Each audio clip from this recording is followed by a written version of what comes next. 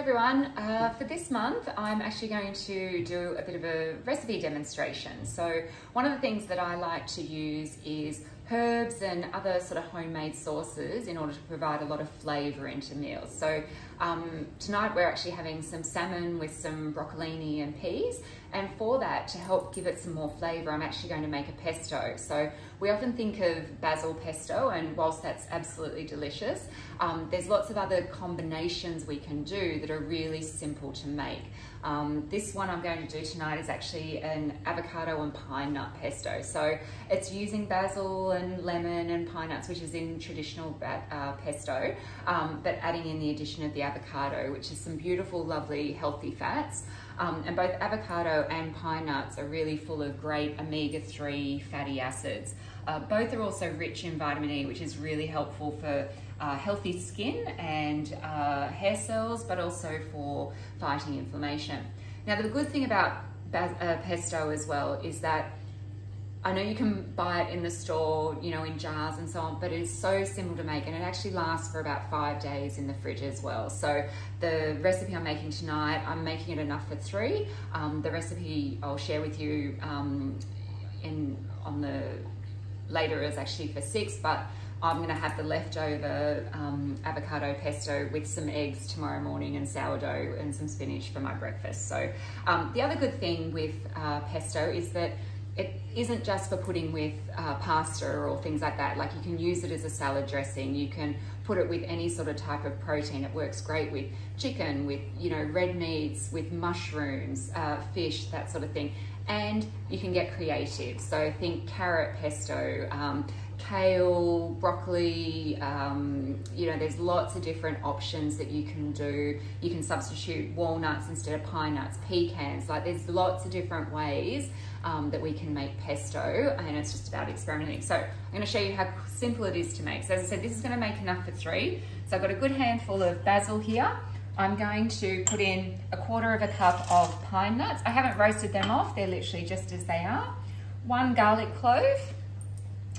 We've then got half an avocado. So obviously you want a nice ripe avocado. It doesn't have to be overly ripe, but you want it at least to be able to easily sort of break up as we go.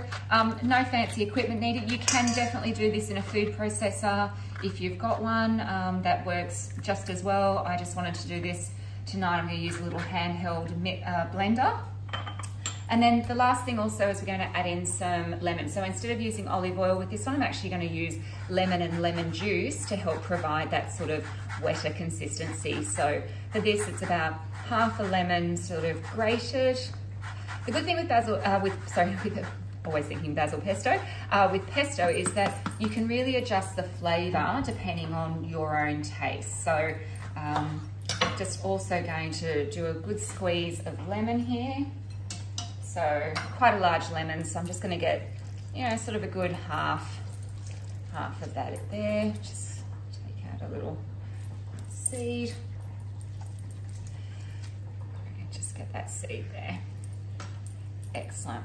And then basically, I'm not going to season it yet because I actually want to wait and see what the flavour is like once I've put this all together. And as I said, that's part of how you actually...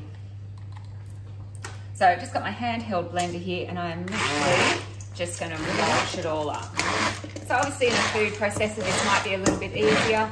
If you feel that you need to add a little bit more moisture to it, you can definitely add in some lemon juice, some more lemon juice, or even some olive oil. So, you know, and depending on whether you like a chunky pesto, depends on how much you actually blitz it away. I want to get this one sort of relatively smooth, but I don't mind having a few little bits in there as well.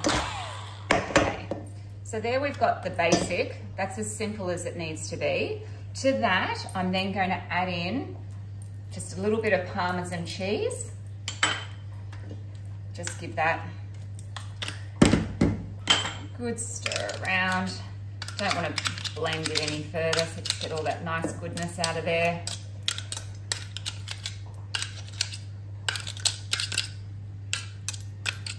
Okay. And then just give that a good stir around.